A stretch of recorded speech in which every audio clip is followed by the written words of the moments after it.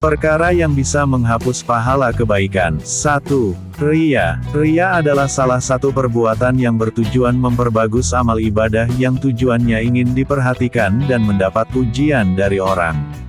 Sangat disayangkan jika kita masih berbuat seperti demikian karena hal tersebut akan menghapus amal kebaikan yang kita perbuat. Mengapa? Karena riya ini tujuannya tidaklah tulus semata-semata karena Allah melainkan ingin mendapat pujian dari orang atas kebaikan yang kita lakukan. Allah Subhanahu wa Ta'ala pernah berfirman dalam Hari Muslim. Aku paling tidak butuh pada sekutu-sekutu, barang siapa yang beramal sebuah amal kemudian dia menyekutukanku di dalamnya maka aku tinggalkan dia dan syiriknya. 2. Kafir. Kafir adalah syirik besar. Secara umum, kafir diartikan sebagai salah satu perbuatan mengambil tandingan selain Allah Subhanahu wa Ta'ala dan menyamakannya dengan Sang Pencipta yakni Allah Subhanahu wa Ta'ala. Syirik adalah salah satu bentuk kezaliman besar dan penghinaan kepada Allah Subhanahu wa Ta'ala. Karena orang yang berlaku syirik sama artinya dengan menyamakan derajat Allah Subhanahu wa Ta'ala dengan makhluk ciptaannya.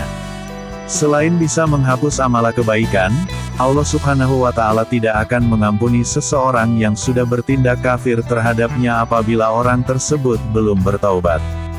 Hal ini disampaikan dalam Al-Quran, Qs Al-An'am ayat 88. Seandainya mereka menyekutukan Allah, niscaya lenyaplah dari mereka amalan yang telah mereka kerjakan.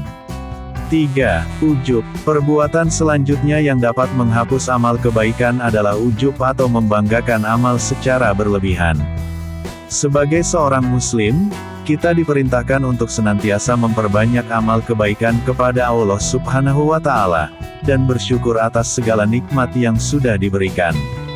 Syukur yang tak terukur, bisa berubah menjadi ujub yang merasuk ke dalam hati, dan puncaknya adalah takanur. Perbuatan ini dapat mengundang benih-benih keburukan dalam hati seorang umat. Lantas mengapa ujub bisa menghapus pahala kebaikan kita? Hal pertama yang harus kita pahami adalah bahwasannya ujub merupakan sebuah perilaku yang kagum terhadap diri sendiri dan suka membanggakan dirinya di hadapan orang lain. Perbuatan seperti ini jelas tidak baik dan dapat menghapus pahala seseorang.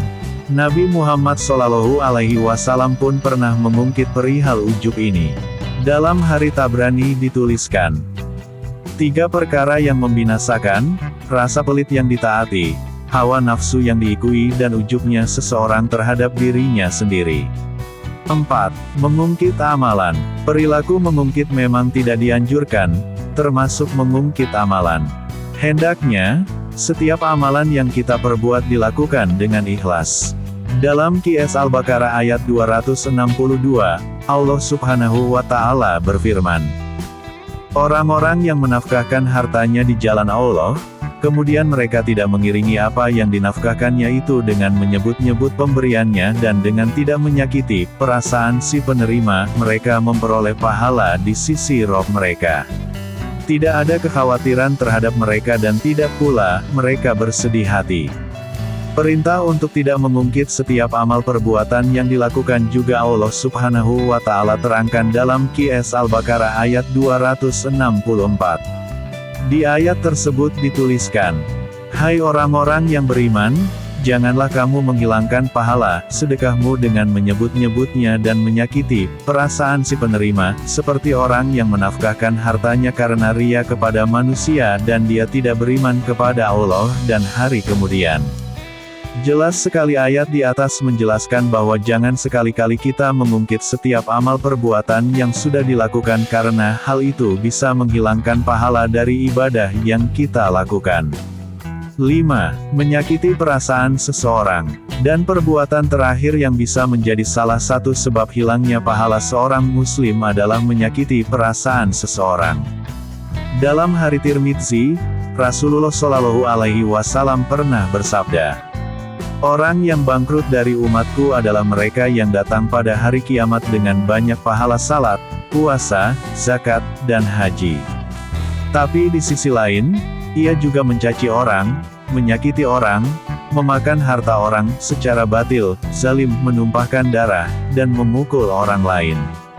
Ia kemudian diadili dengan cara membagi-bagikan pahalanya kepada orang yang pernah dizaliminya. Ketika telah habis pahalanya, sementara masih ada yang menuntutnya, maka dosa orang yang menuntutnya diberikan kepadanya. Akhirnya, ia pun dilemparkan ke dalam neraka. Wallahu alam.